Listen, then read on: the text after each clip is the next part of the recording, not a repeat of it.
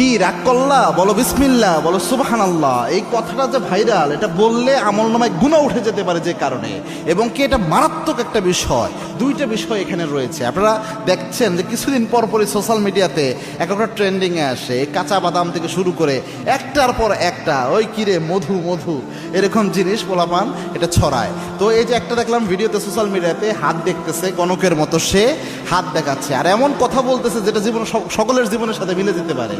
আর দেখার পরে বলতেছে যে ঠিক কি না, ওই ছেলে বলতেছে ঠিক। কি রাগ করলা, কয় না, বলো বিসমিল্লাহ, বলো সুবহানাল্লাহ। এখানে প্রথম যে বিষয়টা হয়, রসুলের একটা হাদিস জানেন, আল্লাহর হাবিব সাল্লাল্লাহু আলাইহি ওয়াসাল্লাম জানিয়েছেন, আবু হুরায়রার বর্ণনা, মান আতা কাহিনান, কোনো ব্যক্তি যদি গণকের কাছে যায়, গণকের কাছে যে হাত দেখায়, আল্লাহর হাবিব জানিয়েছেন যাওয়ার সাথে সাথে 40 দিনের আমল বাতিল হয়।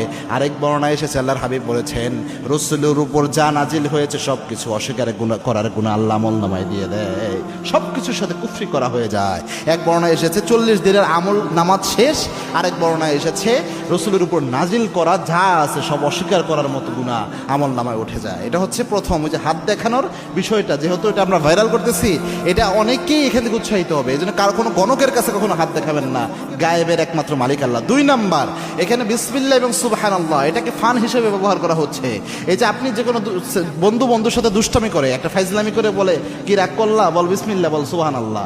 এই যে বিসমিল্লাহ সুবহানাল্লাহ, এটা কিন্তু মারাত্মক একটা শব্দ। আল্লাহ রাব্বুল আলামিনের বরকতময় নাম বিসমিল্লাহ, সুবহানাল্লাহ, তাসবিহ আল্লাহ রাব্বুল আলামিনের বরকতময়, এগুলার অসংখ্য ফজিলত রাসূল সাল্লাল্লাহু আলাইহি ওয়াসাল্লাম হাদিসে বলে গিয়েছেন। তো এই এগুলা নিয়ে যদি আপনি ফাইজলামি করেন বা ফান করেন, এগুলা যদি আপনি আপনার স্বাভাবিকভাবে মজা করার জন্য ব্যবহার করেন, তো এটা তো মারাত্মক, এবং এই ক্ষেত্রে অসম্মানজনক হলে ঈমান নষ্ট হয়ে যেতে পারে। এই জন্য এই কাজটা যেন আমরা না করি। শুধু যদি বলা হতো এতটুকু কি রাগ করলা, এটা একটা আলাদা হিসাব হতো, কিন্তু পোলাপান দেখি বিসমিল্লাহ সুবহানাল্লাহ সহ এইভাবে বলতেছে।